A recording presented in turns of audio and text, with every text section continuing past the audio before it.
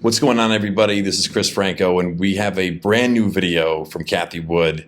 She was appearing at the Greenwich Economic Forum. Let's see what she says, and let's see if we can't read between the lines and call it out for what it is. Often a contrarian and unconventional thinker, and I just gave you the conventional reasons for why what has happened from your perspective. What happened?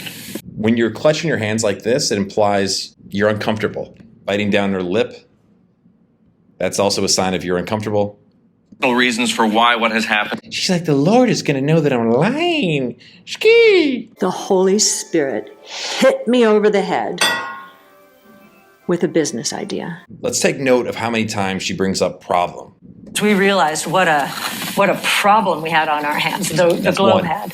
I think the markets were down in 1 month's time 25%. We were down 46%.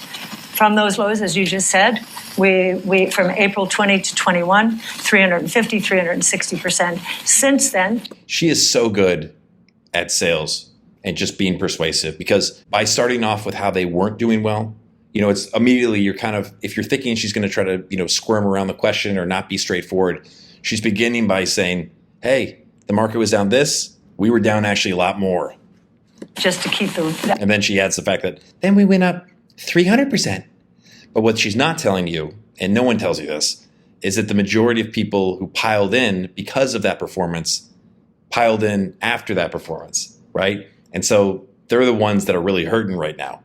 So the people that got in early on ARK, and there weren't a lot of people that did, they did awesome.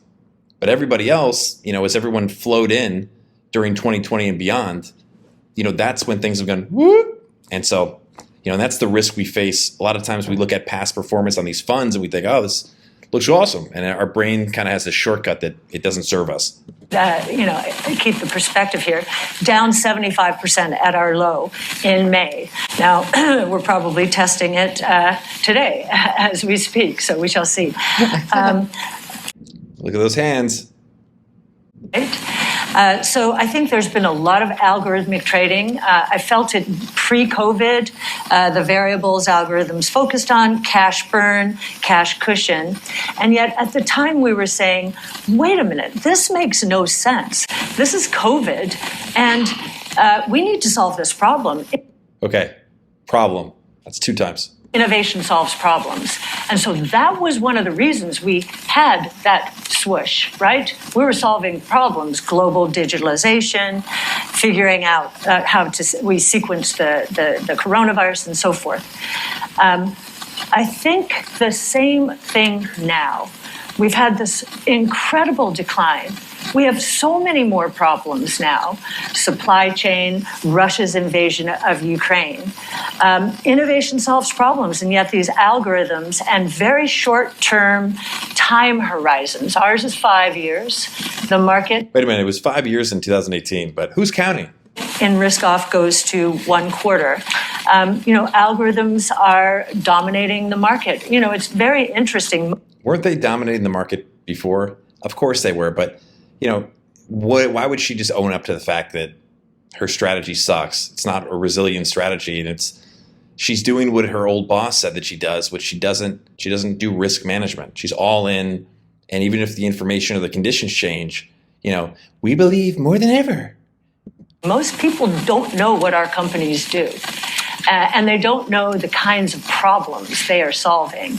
But as we've gone through this period, the 75% decline, we've concentrated from. I like how she says that like it's no big deal. If it's gone through the 75% decline, holy shit. 58 names to 33 names, to our highest conviction names. Typically, that's a very good strategy for the turn in the market. Yeah, but not when you have a bunch of companies that don't make money and get crushed if interest rates go up at all. And that's why Cathie Wood wrote a letter to the Fed chairman, Jerome Powell, yesterday. It was an open letter. And I did a podcast about that I'm about to publish. I'll do it pretty much after I put this video up. CMQ Investing on Spotify, Apple, all the other podcast platforms. I use the fancy mic, so I sound very crispy and clean. But I just like making these reactions because, this is a salesperson doing what she does best. She's never going to acknowledge that, she's screwed, or that in all likelihood, no one's going to do very well here. And she's unwilling to, change her positions at all, but she just continues to double and triple and quadruple down. This is not the kind of person or the mentality you want someone to have who's doing something with your money. It's not going to hurt her. She's going to get her fee percentage or her 0.75 on assets under management, and she'll go on to, probably start like a research firm or become like Mary Meeker. But watch out for this stuff, and I'll make sure we call it out on this channel. Cathie Wood she's bad news for investors. Just watch out for it and continue watching these videos. I appreciate you watching this one for CMQ Investing. My name is Chris Franco. Talk soon. Later. She's implying that solving problems will translate into performance. That doesn't make sense. It sounds really smart. Innovation solves problems. We're solving problems. But that's not what delivers results to investors, unfortunately. I wish it was that easy, because I would just look for companies that solve problems and build a portfolio of the ones that I think solve the most important problems. But it doesn't work like that.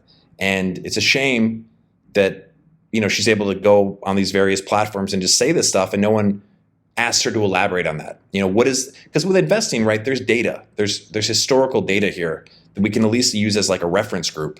So if I said, hey, Cathie, hi, Chris Franco, you probably know me from YouTube.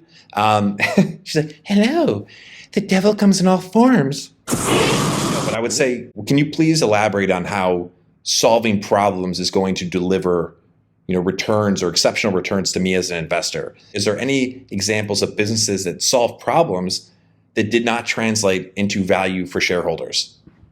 So that's it. I'm gonna let you guys go. I will leave it there. Thanks for watching. We'll talk soon. Later. We believe.